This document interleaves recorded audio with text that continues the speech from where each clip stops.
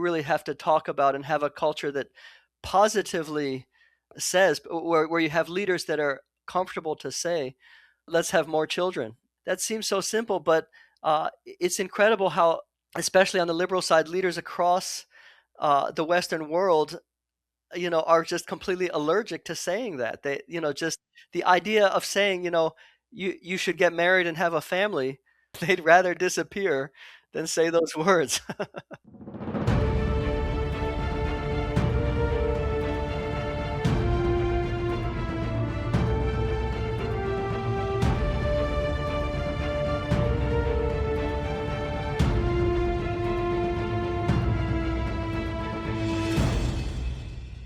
Welcome to Inside Policy Talks, podcast of the Macdonald-Laurier Institute. I'm Peter Copeland, Deputy Director of Domestic Policy here at MLI. Across the world, births are falling, and a lot of countries are now below replacement, well below, in fact. And that shift could reshape everything from economic growth and pensions to family life, housing markets, and the future of our communities. We've talked about these issues many times before on this podcast, but often from the perspective of housing, family formation, or some other social perspective, not demography or fertility decline writ large. And today, many still hold to the Malthusian views about global overpopulation, which have proven fantastically wrong. In fact, fertility decline is a stunning global phenomenon. But there are standout features among the communities and countries suffering most and the ones bucking the trend. And we're going to get into that today with my guest, Daniel Hess, who is a researcher and writer with background in high tech, and I've just learned patents, who writes and posts under More Births. He focuses on the global fertility decline, what's driving it, what's misunderstood about it, and what societies can realistically do if they want to reverse it. Before we get started, please remember to like and subscribe, as it really helps us reach more people with these ideas. Dan, welcome to the podcast. Thanks for being here. Oh, it's great to be talking to you, Peter. Thanks. Yeah, so let's start with the big picture, Daniel, if I may. When you say fertility collapse, decline, you might even say collapse, what do you mean by that? And what do you think people still don't grasp about it? Well, so just to give you a little bit of the terminology here for your listeners, we consider replacement fertility to be 2.1 births per woman. The average woman should have 2 children. Since men, of course, don't have children. So, and then the 0.1 is for a small amount for mortality and things like that. So in general, that's regarded as the replacement level.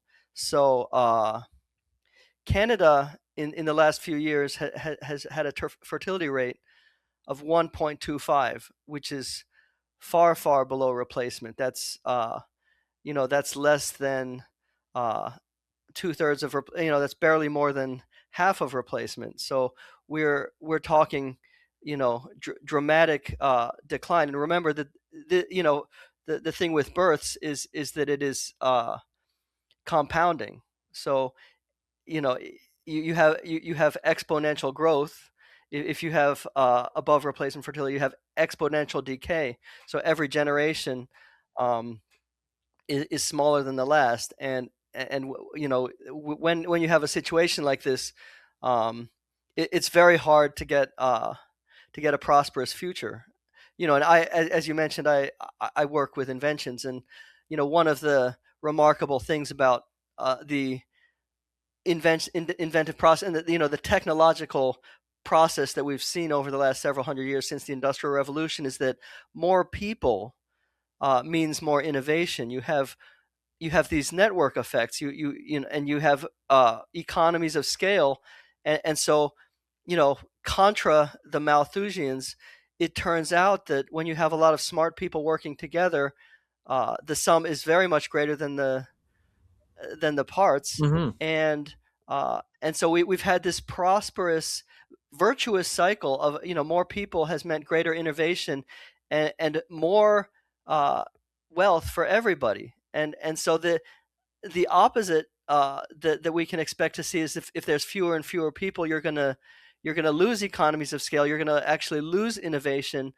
It's there's this idea that we can have fewer people uh, so there's more for everyone else, but that doesn't make sense because actually the people are working together. Smart people working together are the source of innovation, are the source of prosperity, and um, so that's kind of the central thing that a lot of people don't understand, that you need more people for more prosperity.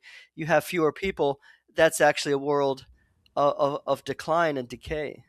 Yeah, no, it's interesting how you can seize upon one, lens for understanding the issue and follow that logic where it may lead, although it is not in fact how it how it turns out. And history, as you say, demonstrates as much. We're definitely going to And there, come yeah, and back. there was a book just related to that. Yeah, The book called the Population Bomb, by Paul Ehrlich. Yeah. published in 1968 by Paul Ehrlich. It scared a lot of people, and it said, by 1980, everybody's going to be starving, and we were just on the cusp of starting an obesity epidemic from so much abundance. So actually, it has turned out the opposite has been true, that more people have actually brought a great deal more abundance, more prosperity for everyone. So Hmm. you don't want to run that backwards.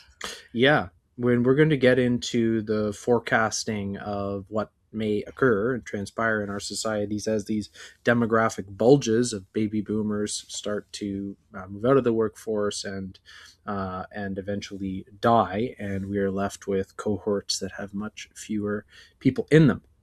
But first, this is not just an issue for Canada, whose total fertility rate is much worse than the US. The US is actually one of the best in the industrialized world in terms of fertility rates. But it's not just a problem for our countries, for European countries. It's a global phenomenon.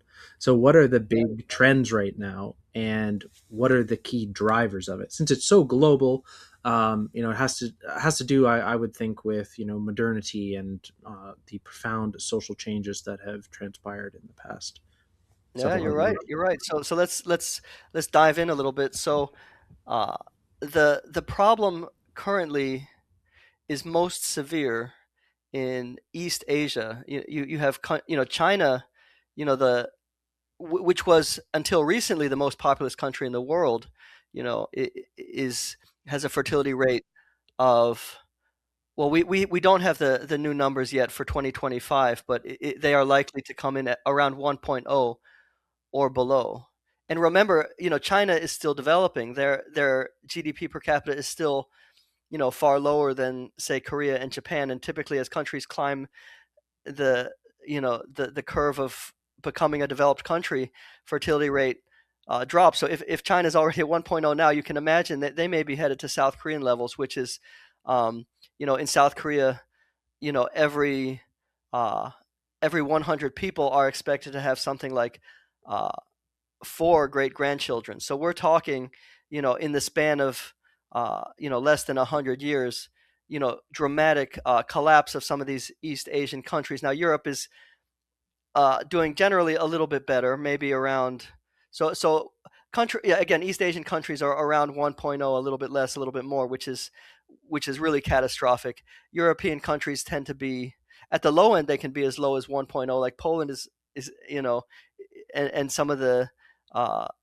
the Eastern European countries are close to 1.0. You're up to about uh, 1.6 in France. So that's your range in Europe. Average probably around 1.3, 1.4. So um, and Canada again 1.25. The United States right now is still holding around 1.6, which is not great, which still represents decline, but that's the best that we see in the Hmm. um, and we've had a catastrophic decline in Latin America and South America. That you have countries, almost all of South America is now below the United States level, with you know with countries around 1.1, 1.2, which is not what anybody realizes. People Hmm. don't people imagine that there's like infinity people coming up from south of the border.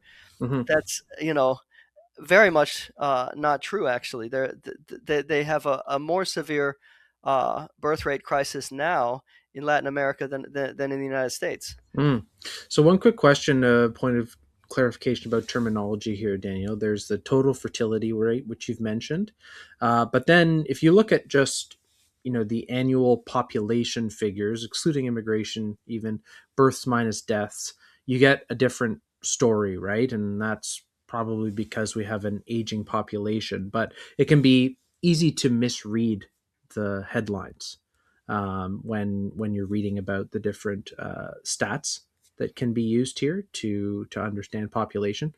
So, what would you say about that? Like, how do people need to Well, read so the? so yeah, yeah. You made an excellent point and brought up something very important for understanding this. Is that there's a couple things. One is the fertility rate, which is kind of the rate that women are having children now. But also you have to think of population momentum. So, um, like a country, like India, for example, has a fertility rate of a little bit below replacement now, but they have enormous population momentum because they have a very young population. Until very recently, they had extremely high fertility rates. So India can be expected to have more births than deaths for probably another generation, and India is going to be growing for a very long time still.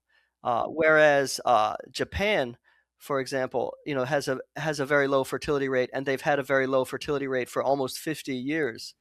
So Mhm. uh, Japan is is now depopulating. Japan Yes, is losing the population rate of at a very high deceleration. rate now. So Japan is declining very quickly now, and this is one of the difficult things because at the time that this started happening in Japan, nobody cared, nobody even thought that much about it because the impacts weren't being felt. But now, even if they were to have a high birth rate starting now, they would still have a lot of years of decline before they can even hope to turn things around because there's so much momentum. And again, you know, in the Western world, we've had this problem, developing, but a lot of the crisis in terms of economic decline or declining workforce or declining GDP, hasn't happened yet because there's this big lag and this big delay. Right. Okay. No, that's really helpful for illustrating it. And as you said, once you get above replacement level, then the growth can be exponential if it gets to a certain level, and same goes for the deceleration side. And so we're, I think, just starting, like, this issue is starting to become more prominent because this big bulge generation, the boomer generation, right, is now exiting the workforce. So I want to talk now about the different factors in play here, Dan, because there are many. Sure, Um, sure. if you had to split the different causes or factors into buckets, material and cultural, what would you say goes in each bucket? So let's which one would you like to start with? Take your pick. Okay, let's start with cultural. Culture is the bigger driver, to be honest. And that, and this is an important point because a lot of people think, oh, Hungary tried everything and nothing works, or we try, you know, my friend Lyman Stone has a line which I very much agree with. He said, "We've tried absolutely nothing and nothing works." So we really have only this has only come into the common consciousness in the last few years. Before that, nobody was really thinking about this. But in terms of culture, um, there's some really big dividers. One is maybe the biggest element of culture of all is probably marriage. So marriage is probably the most powerful pro-natal technology ever invented because raising kids is a very long project, 20 plus years, maybe 30 years if and the way kids return to the nest and so forth. But um, so you really need to be uh, locked in with somebody. Most people don't want to do this giant project without having being tied to somebody. And marriage is actually becoming even more important than in the past. That seems strange, but marriage is actually coming to matter more because birth control is so perfect now. I mean, forget about the pill or condoms, the standard of perfect birth control now is IUDs, which you can put it in one time, and you don't have to think about it again for many many years, and no surprises. So the result is that if the and we're seeing this actually in the United States, where the birth rate outside of marriage is actually falling, and the birth rate within marriage is actually holding steady. So even right, left, conservative, liberal, Republican, Democrat, both sides prefer to have children within marriage, and Canada has quite a low marriage rate, much lower than in the United States, and so it is fully understandable that the Canada's birth rate will be lower. So marriage is one key cultural element. Another uh, key piece is religiosity. Um, so uh, it, I challenge you to see if you can find any high fertility group in the world outside of very poor countries uh, that doesn't have a religious basis. And actually, even most poor countries are religious. So you may not find you'll be challenged to find any uh, group with above replacement fertility in the world that is not connected somehow uh, with faith. And Canada, for example, has seen a very steep decline in religiosity over the last generation or two. Canada, Mhm. maybe it seems hard to believe, but actually was a very, very religious country until not very long ago. Mhm. Into in our parents, grandparents' generation, Canada was actually a very religious country and had a very high fertility rate. Actually, Canada's fertility rate throughout uh, much of history until the last 40 years or so, the fertility rate in Canada was actually higher than in the United States. So Canada Hmm. was a very high growth country until it secularized, and fertility plummeted. And we can see this all over the world. And France notably had low birth rates, starting around 1800, a whole century before birth rates declined in the rest of the world. What happened around 1800? Yeah. It was the Certain French revolution. Revolution, and the French Revolution largely was a revolution, you know, Yeah. against religion, I and agree. it was towards secularism, and that drove very sharply declining birth rates. And I'll give you one more big piece in the cultural Mhm. landscape, and that is politics. Canada. Now, if all the provinces in Canada were states, were U.S. states, they would all be. I've seen data on this. They would all be to the left of Vermont, which is the most left-wing U.S. state. Mhm. So Canada is very very liberal, and I think a lot of American politics bleeds out into Canada. Mhm. So I think that's a factor there, and there is a dramatic difference in fertility rates between conservatives and liberals. Mhm. Um, you know, con- Conservatives have to a significant extent embraced pro-natal culture. Uh, the press secretary in the White House currently is expecting her second, so she's got the most hectic one of the most hectic and busiest jobs of any woman in the world, and here she is being pregnant. That's pro-natal culture. On the conservative side, on the liberal side, it's very much the opposite, and in some sense there's a reaction. So that's a major cause. So that's a lot of elements there on the cultural side, and it goes a long way to explaining why Canada's fertility is so low. And Yeah, all let's that. pick up on some of those, and then we can talk about the material Sure, ones sure. as well. We can go through some of the factors. So you mentioned marriage. Yeah, it's really remarkable how well it's not. I suppose on further examination, but how crucial it is to like the steps in place. So you need to get married, and then having the first child is really predictive of having more. Like this is what you see when you look at the data around the Western world. And so it's kind of like it has a domino effect, a catalyzing effect. And as you've noted, especially in Canada, but again across the Western world, fewer people are getting married. So, what are some trends you see in this space, and what sort of like policy initiatives or perhaps rhetoric and cultural change is more important to increasing marriage rates? Yeah, I mean, I think for one thing, you know, we shouldn't be shy about talking about it. I mean, one thing, as I was mentioning, the conservative side in the United States is quite fertile. In fact, the fertility rate, if America, if you just looked at the conservatives in the United States, the fertility rate would be very close to full replacement. So you wouldn't have any birth rate crisis at all if ju- just if you look at the conservative side in America. So that shows that, and one thing uh, about conservatives in the United States is that they're not bashful about talking about marriage, about kids. Charlie Kirk, who was tragically killed in September. Um, he openly advocated, uh, get married, have a family, and build a legacy. Hmm. That's something that conservatives openly talk about, but liberals almost never do.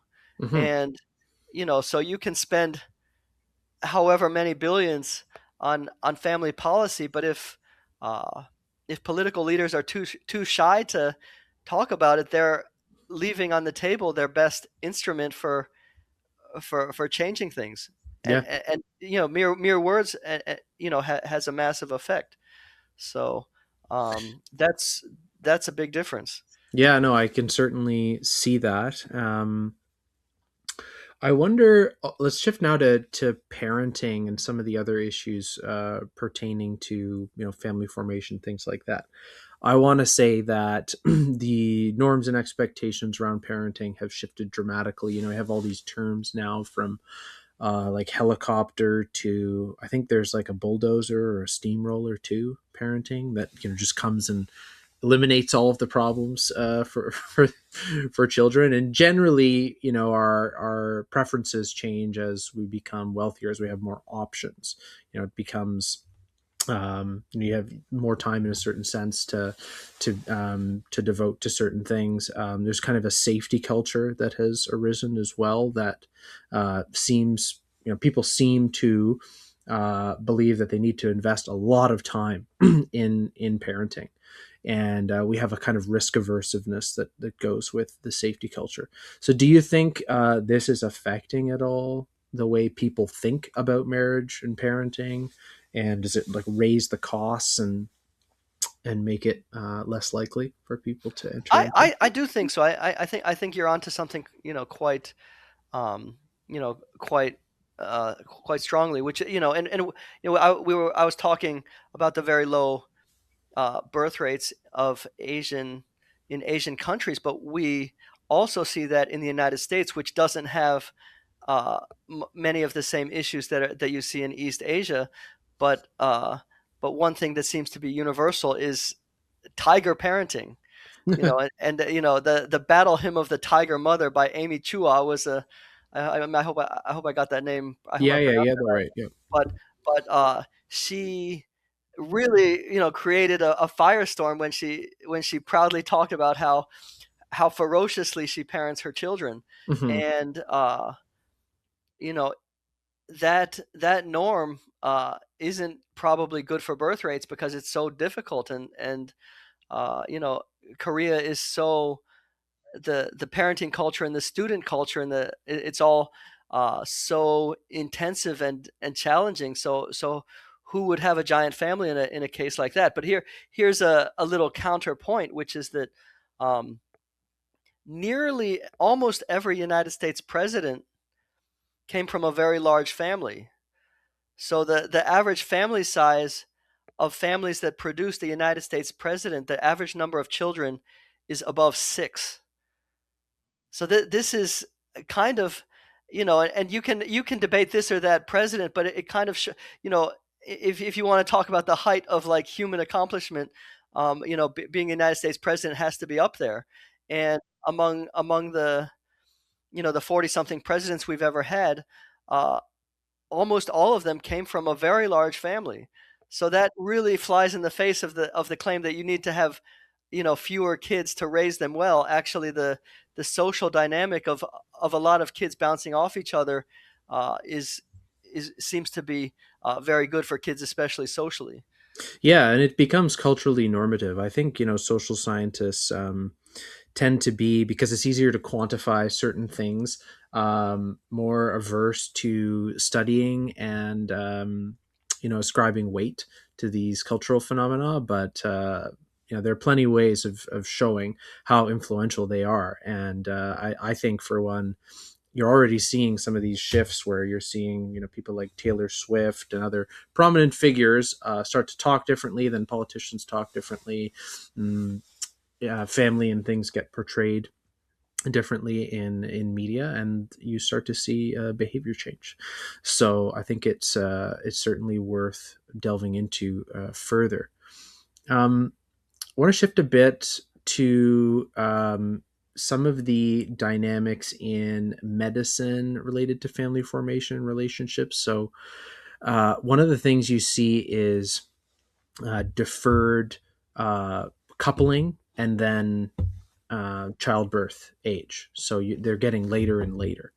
Um, and you also see, this is kind of connected to the safety culture, I think, higher elective C-section rates, and that has an impact on fertility. I think you've studied this a bit before.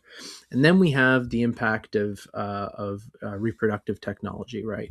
Like birth control, abortion, and things like this. And actually, if you look in Canada, if you look at the fertility in Canada and historical events from 1921 to 2022, you look at the authorization to sell contraceptive pill in 1960, and then 1969, the decriminalization of contraception and abortion. You just start to see this plummet in fertility. And you've studied these issues, Dan. Love to hear your thoughts on these suite of issues. Like, how do the technological revolutions that have influenced the way we approach coupling and fertility had an effect on the numbers? Yeah, yeah, I'm glad you bring that up. So obviously the 70s had massive cultural change, and tended, and those things, as you mentioned, really had the effect of pushing fertility rates far below where they had been, and they've stayed low, ever since. I don't think, you know politically, I don't think that reversing those things uh, is feasible. And I actually think in countries where uh, you've had strong abortion restrictions, Poland comes to mind. You actually had such a strong sort of feminist uh, backlash that fertility rates actually went down. So I really uh, feel like, just because it was, abortion was made legal, I don't think that that's something that you can put back in the box. I think you just need at this point to have a much more pronatal culture than you had before. I think the answer, like how we get out of this, is not going to be just going back in time, reversing how we got into this. I think we're going to have to move forward in different ways, and we can use the example of Israel, which is the one developed country that has a fertility rate above replacement. Abortion is legal in Israel, um, but um, but that is not, um, that's not the driver here. The driver here is that Israel has a very pronatal culture. They have a very strong belief in having children, and that is the dominant Yeah. theme. And so in other words, you can overcome, all these negative factors by having a much more pronatal and pro family culture. Yeah, no, I think the case of Israel is really interesting in that it hits on higher levels of religiosity. I mean, they also have external threats, which is a function here, but the Yeah, religiosity gets I hear embedded. that, but I don't think the external threats is the issue. I mean, what country is under the most external threat?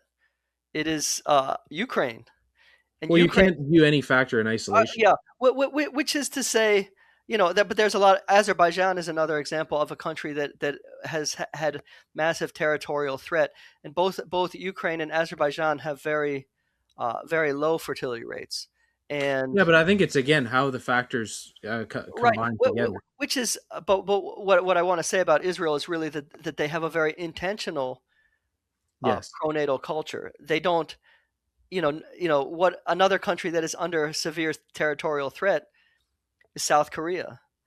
So you Mhm. have, it's not enough to be under threat. You really have to talk about and have a culture that positively, says, where you have leaders that are, comfortable to say, let's have more children. and Yeah. and that seems so simple. But it's incredible how liberal, especially on the liberal side, leaders across the Western world, are just completely allergic to saying that. They, Yeah. just the idea of saying, you should get married and have a family. um, they would, they'd rather disappear than say those words. Yeah, no, it's amazing, and we're going to come to feminism and individualism and atheism, which are, three related phenomena here. But first, I want to dwell on this point a little bit more because I think the like the long run collapse in fertility. I don't think it can be understood without looking deeply at these contraceptive and abortion revolutions because they don't just change birth timing. They completely shift sexual norms, marriage expectations, and even your conceptions of responsibility because they sever sex from deeper intimacy and long term commitment. And they reduce the perceived costs, right, of sexual activity, and then they weaken the institutional links between intimacy, commitment, and family formation. And the people who have higher fertility, they strongly reject abortion and many types of the kind of contraceptive mentality. So I think there's a pretty clear connection there. And what we see over time is this later pairing, fewer stable marriages, delayed first births. And it's because we have this like very utilitarian, I call it like crude utilitarian approach to thinking about the issues, right? And some people think like some of the assisted reproductive technologies could assist with this, but in many respects I think they're just a furtherance of the same type of logic. Like they introduce this kind of like choice paradigm that makes people think of life and commitment and marriage as very transactional and things you can kind of buy and heavily circumscribe. Yeah, So I think it has like it's part of a big I transformation. They're connected, and I agree with you that you need to be very positive and not just talk about restricting things because that doesn't work at all. But I would challenge the idea that that you just get there without touching these sorts of Well, issues yeah, because they're all and part of a this, culture. and we talked about religiosity, and this sort of pro-family culture, this culture of welcoming marriage, welcoming children, is something that is absolutely achievable, Hmm. within, for individuals and within subcultures. And so you Yeah. see, these very uh, different subcultures that have a pronatal belief, have a belief in marriage, a belief in having children, that can really have very high fertility rates. Whether you're talking about Mhm. like traditionalist Catholics or um, the Amish. I don't know if Canada, do they have Amish too? We do. Oh yes, actually, it's here in Ontario. We have quite a community in Alberta, but there's subcultures, as you say. Yeah, yeah, which is, but it works, and it's possible for to create those subcultures at any scale. You can have that, have that mindset, and the faith communities right now are basically the only place where you really find these, because those are the groups that have the maybe the courage and the strength Hmm. to buck the the broader cultural trend. Right. Yeah, no, Um, interesting. we can talk about economic factors as well if I'd you like. love I to, have yeah. So tell so me what you think about those factors. And one I know in particular that gets thrown around a lot is housing. Like housing is kind of the big issue and the solution. And there's an interesting paper by a Canadian PhD candidate, Ben Couillard, that showed this relationship in the U.S. So I'd love to hear from you on all of the economic factors, including housing. Yeah, and you're right, and I my heart goes out to Canadians, young Canadians especially, because I Thank can't, you. these you get these memes where like you see some house in Vancouver, it's really just like a broken down outhouse, like $2.8 million, and this can be yours, and it's like, and you're like, oh, these poor people, um, and and it's kind of a generational thing as well because like I'm sure you know for young people looking at these million plus suburban houses, their parents meanwhile must be sitting on a gold mine. So you really have Source of this conflict, yes. this generational thing.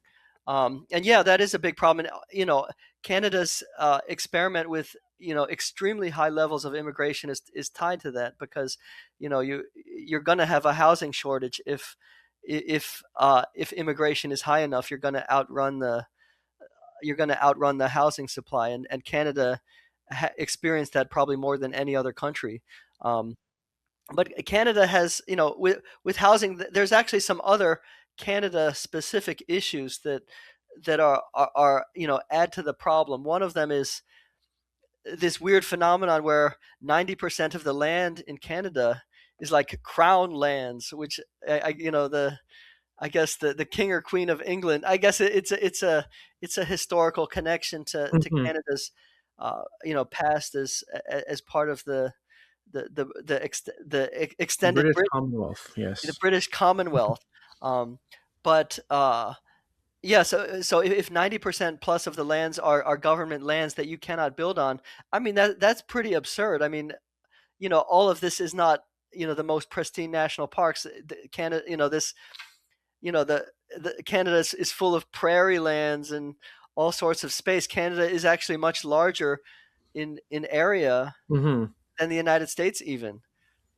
Canada has more square miles than the United States, which is pretty incredible. So Canada has all this land, but less than 10% of it you're allowed to build on. Hmm. So that's a particular Canadian problem. And one thing that's related to that is that Canada has then instead been building upward. They're building these high rises, and the fertility rate in high rises is very very low. I mean, it's just not a family friendly housing form. These little apartments in high rise. So you have young people in Canada, they can't get uh, that nice suburban house that they've been hoping for, but you can get a 400 square foot apartment, no problem.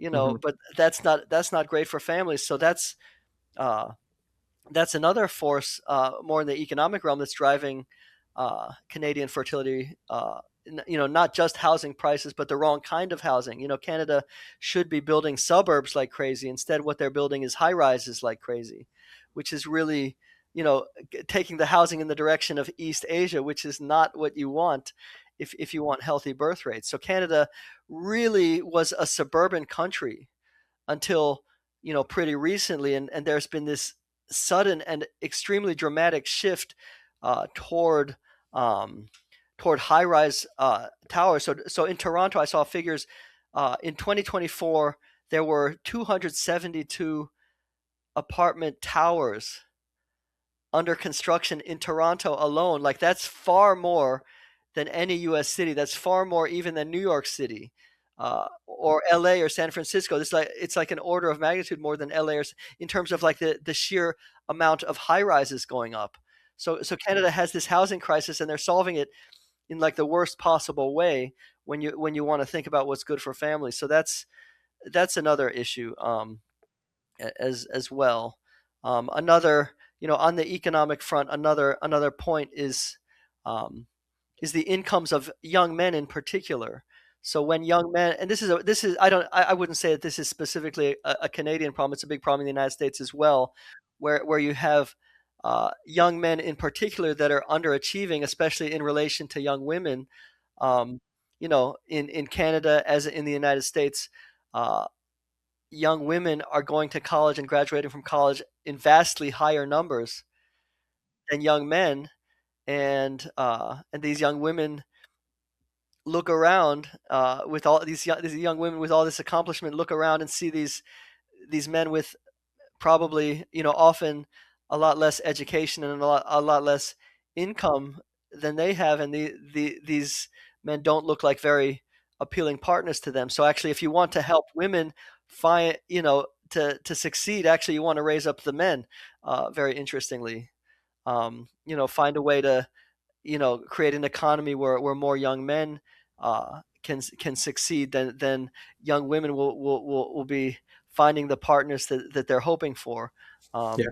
But then again, culture, can override a lot of this. There's no reason why a hardworking plumber can't marry a woman with a PhD if you have a culture and maybe a religious climate or something that can kind of Mm. be supportive enough that you can get these coupling differences. But it is very hard. It is very hard when you Yeah. have such a mismatch between young men and young women. Yeah, no, certainly. I mean, this is a good segue to our next question. I'll touch on housing first, though. I mean, you're right to seize on that crown land statistic, but even then, our urban boundary expansion is heavily constrained, and the housing issues are most pronounced as they are in the U.S. In our major cities, and most have protected areas called like green belts. And Right. so, even within those areas, we're very hard done by, and so I think, I'm really glad as you you brought know, that up because actually the one way to fix housing, probably more than any other, is to eliminate those urban growth boundaries, those green belts, yeah, as they're called in Canada, and because what families need are suburbs, are yeah. housing. Suburbs get a lot of criticism. Oh, suburban sprawl. We don't like suburban. Actually, suburban sprawl is really wonderful. If you're a young person trying to build a family. Oh, I know, and it's just it's another good example, I think, in line with the Malthusian, which is also underlies the logic of environmentalism, because environmentalism and urban growth, philosophy, or sorry, urban planning type philosophies, very prominent in very liberal Canada, and is probably explaining to a certain extent the shackles, if you will, on urban boundary expansion and municipal policy that's conducive to family friendly housing. So Yeah, and to interesting your point, I connections. mean, Canada, there's no reason except politics why Canada should have this problem. I mean, Canada has, such an absolute abundance of land. Yeah, Uh, you, you more than you know other Canada is second in the world only to Russia. yeah. Uh, And you we know, do this with our natural resources as well, I should say. But anyway, this is good things you pointed out here, and to shift now to some of the cultural things. I think you're right about.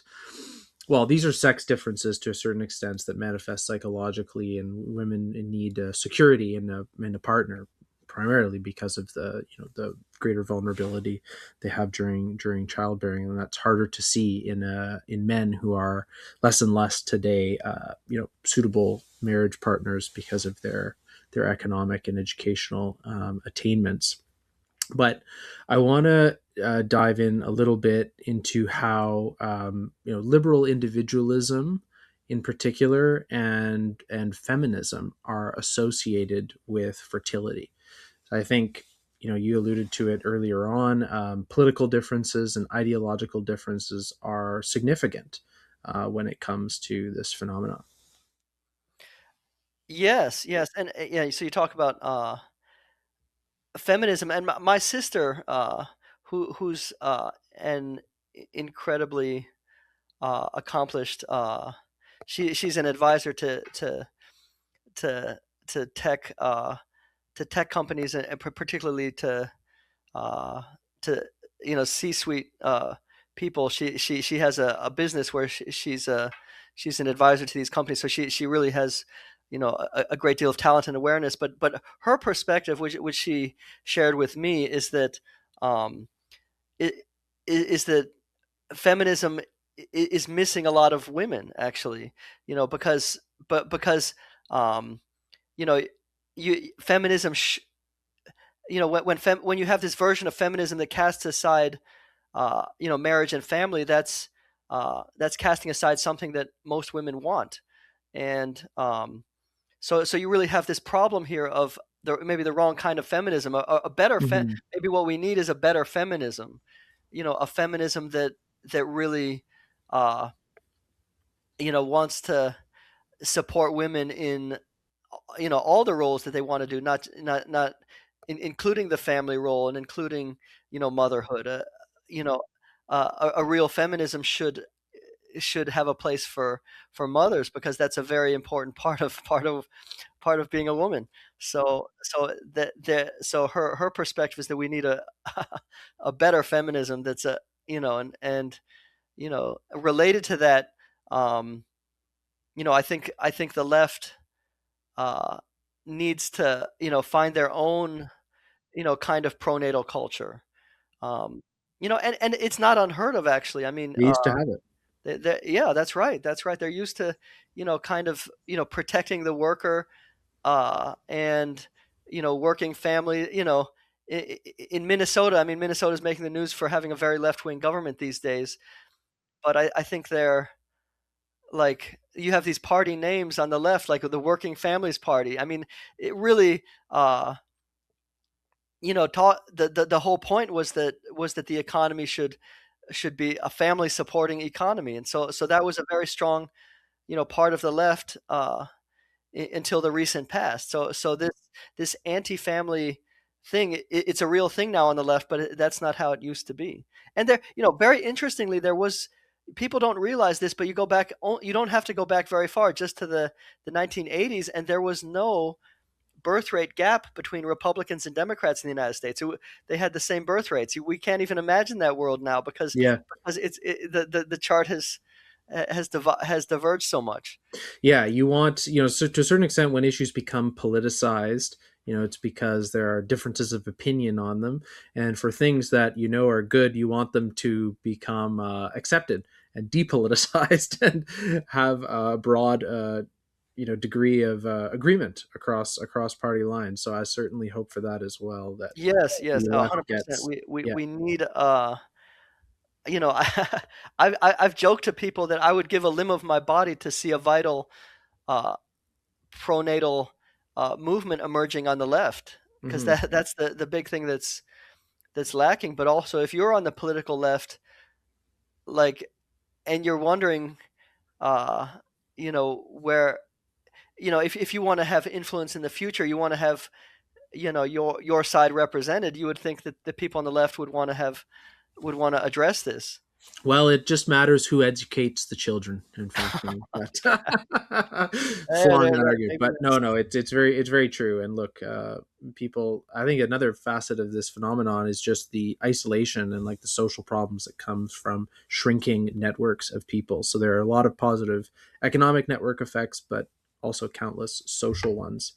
But before we conclude, Dan, I just want to hear from you a little bit what you think the projections are for like what starts to happen when we see significant fertility decline. Like, is it social unrest? Is it issues with our entitlements and pensions and social welfare?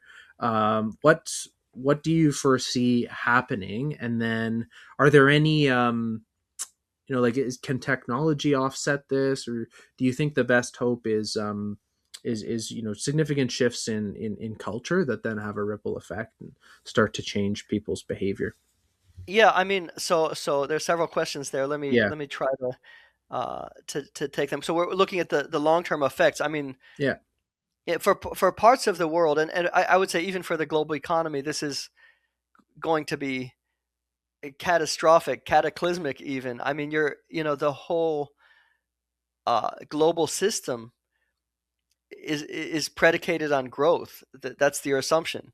The and if an economy is no longer growing, um, everything breaks. The extraordinary debt that most Western countries are taking, uh, you know, is only possibly manageable if the economy is strongly growing. But if you have a shrinking population, it's almost impossible, to keep your economy uh, your economy growing. So you're gonna have just in terms of national budgets, especially. Um, I mean, so we're if you, I don't know if how much you follow individual parts of the market, but ha- Yes. So gold has been overtaken the has US been dollar. Yeah. gold has been skyrocketing, and I think what this is Never obvious a to good me, and sign. I predicted this, uh, publicly years ago, and the reason is very simple. You have governments that cannot uh, possibly pay all these elderly entitlements, and they will will absolutely not touch the elderly entitlements. So um, the only possible alternative, if they're not going to, of these ballooning elderly entitlements, is that the currency has to go down, and the opposite of that is people flocking to a preserver of wealth, which is gold, and gold Hmm. has just I think it has uh, gone up by 250%, or just about Yeah. in the last just a little more than 2 years. So Hmm. it's gone vertical, as Tyler Cowen pointed out yesterday. Hmm. Um, so so there's that. You're really going to break a lot of budgets. That's one thing. Innovation is another thing. Innovation starts to really go down as Hmm. well.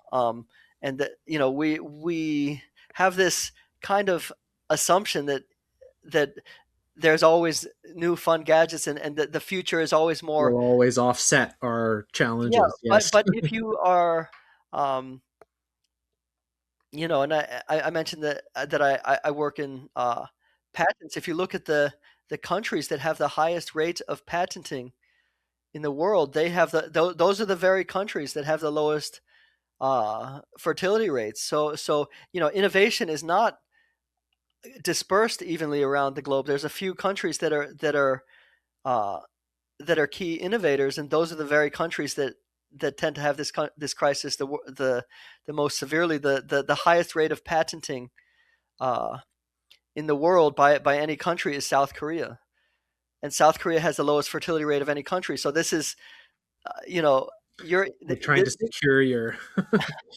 well, no. So this really, it hits the global economy much more severely than regular numbers would suggest, because you have to look at which countries it's hitting, and it's hitting specifically the countries that are most closely at the core of global both global innovation and Yeah. global industrial production. Right. So I'm afraid we could be looking at a much poorer world. And to get around to the last bit of what you were saying, culture. I really think culture is the engine that has to turn this around, and we're gonna have to really have a pro-child culture, I think, like we have never had before, because we have headwinds like we have never had before. So, Hmm. um, you can't, you know, the forces that are driving uh, birth rates lower, like incredibly sophisticated, incredibly flawless birth control, um, and this trend toward later and later marriage. These are very strong forces driving birth rates down. So I think if we're going to solve this, you're going to need a pro-natal Hmm. culture stronger than you've ever had. And I say pro-natal because I don't just mean vaguely, you know um, some vague notion. I think you Hmm. need a very conscious recognition in very direct terms. We need to have more children, Yeah. and uh, in Israel, that's the culture. There's this belief that leaders will have directly said, please everybody try to have a lot of children. It's a direct ask, Hmm. and I think that's the kind of culture we're going to need to get to counteract these incredibly ferocious forces pushing in the opposite direction. But this is a solvable problem. This is not rocket science. We know how all this stuff works. So um, and so it kind of drives me batty a little bit when some commenter, some smart thinker or policy person, like they just noticed it about 2 minutes ago that there's a birth rate crisis, and there's like, this is an unsolvable problem, nothing can be done. Super you know wonky solutions, yeah, where you yeah, tweak but actually tax just rates and stuff. getting Yeah. right to the point of embracing marriage, embracing having children in a very strong way, I think, is the answer. And I think that also overcomes a lot of for example, the very strong political divide between young men and young Mhm. women. Well, marriage can can solve that a lot. For lock these two people in this thing together, and they will actually work it out if you believe strongly in the value of marriage and the value of having children. Right. So Well, that is a very optimistic note to end it on, Daniel. Thank you for a fascinating conversation, and very impressive. For an American, I have to say how well you know Canada. I will have to test you on some of your other subjects. You knew a lot about this one, but that was really good. The time of a strained relationship between our two nations. I think it was a great conversation, and I'm sorry. Yeah, yeah. We have a president that likes to talk, but uh, I think most Americans actually have a very positive. I think most Americans, oh yeah, like Canada, and I think Canada has a lot to learn from America. We have a lot of things going for us. So I hope if Canada, maybe Canada's a little bit upset by some things that but actually I think the partnership should be strong for centuries to come. I mean, we're we got to get neighbors. along. Yeah, right. Yeah, very good. Well, on that note, I want to thank you for joining us, Dan. Please check out Dan's work at More Births, his Substack. I'm sure he's got a website and his social media handles. I'm Peter Copeland for Inside Policy Talks. Thanks, everyone, for listening. Thank you, Peter.